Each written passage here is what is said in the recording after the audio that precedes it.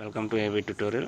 ఇక మనకి ఈరోజు ఎడ్యుకేషన్ డిపార్ట్మెంట్లో ప్రధానంగా వచ్చేప్పటికి తెలంగాణ రాష్ట్ర ప్రభుత్వానికి సంబంధించి ఇక్కడ టీచర్స్గా పనిచేస్తున్న వారు ఎవరైతే ఉన్నారో వివిధ రకాల పాఠశాలలు అనమాట, వారికి సంబంధించి ప్రధానంగా మనకి ఇంపార్టెంట్ అప్డేట్స్ అనేవి రావడం జరిగింది. ఎలిమెంటరీ స్కూల్స్కి సంబంధించిన అనమాట.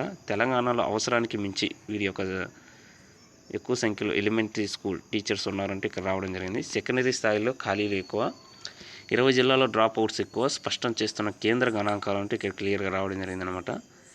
ఇక తెలంగాణలో ప్రభుత్వంలో పాఠశాల ఎలిమెంటరీ స్థాయిలో అవసరానికి మించి ఉండగా సెకండరీ స్థాయిలో టీచర్ల కొరత వేధిస్తుందని కేంద్రం గుర్తించింది. పలు జిల్లాల్లో విద్యార్థుల డ్రాప్ అవుట్లు ఎక్కువగా ఉందని, ట్రాన్సిషన్ రేటు ఒక స్థాయిని మించి పై స్థాయి విద్యలో చేరే విద్యార్థుల సంఖ్య అనమాట కొన్ని జిల్లాల్లో చాలా తక్కువగా ఉందని, పర్ఫార్మెన్స్ గ్రేడింగ్ ఇండెక్స్ స్కోర్ను మెరుగుపరుచుకోవాల్సిన అవసరం ఉందంటూ తెలంగాణకి కేంద్ర ప్రభుత్వం అనేది సూచనలు చేయడం జరిగిందనమాట.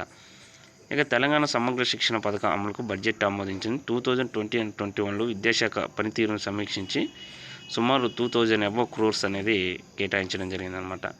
అయితే ఇక్కడ వచ్చేప్పటికి ప్రధానంగా మనకి తెలంగాణ రాష్ట్ర ప్రభుత్వంలో ప్రజెంటు ఉన్నత స్థాయి విద్య చదివే వారి యొక్క సంఖ్య చాలా తక్కువగా ఉన్నదంటూ సెంట్రల్ గవర్నమెంట్ నిర్వహించినటువంటి ఒక గణాంకాల నివేదిక ఇక్కడ మనకి క్లియర్గా తెలియజేస్తుంది.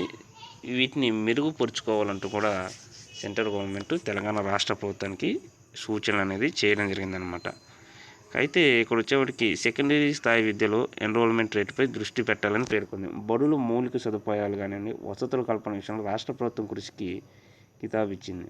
అయితే ఎలిమెంటరీ స్థాయిలో 9221 మంది టీచర్లు ఉన్నారని, ఎక్కువగా ఉన్నారని ఇక్కడ పేర్కొంది. అది సెకండరీ స్థాయిలో సుమారు 2000 వరకు హెడ్ టీచర్స్ అనమాట, 321 టీచర్ పోస్టులు ఖాళీగా ఉన్నాయని వివరించింది. రాష్ట్ర విద్యా పరిశోధన శిక్షణ మండలిలో 78% ఖాళీలో ఉండడం పట్ల ఆందోళన అనేది వ్యక్తం చేయడం జరిగిందన్నమాట.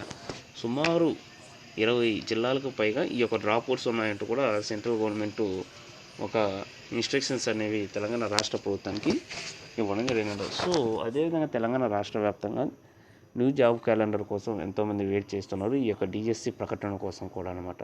సో ఇది మనకి ఈరోజు ఎడ్యుకేషన్ డిపార్ట్మెంట్కి సంబంధించిన ప్రధాన అప్డేట్స్ అనమాట. సో ఇలాంటి మరిన్ని అప్డేట్స్ కోసం ఈ యొక్క ఛానల్ లైక్ చేయండి, షేర్ చేయండి, సబ్స్క్రైబ్ చేయండి. Thank you.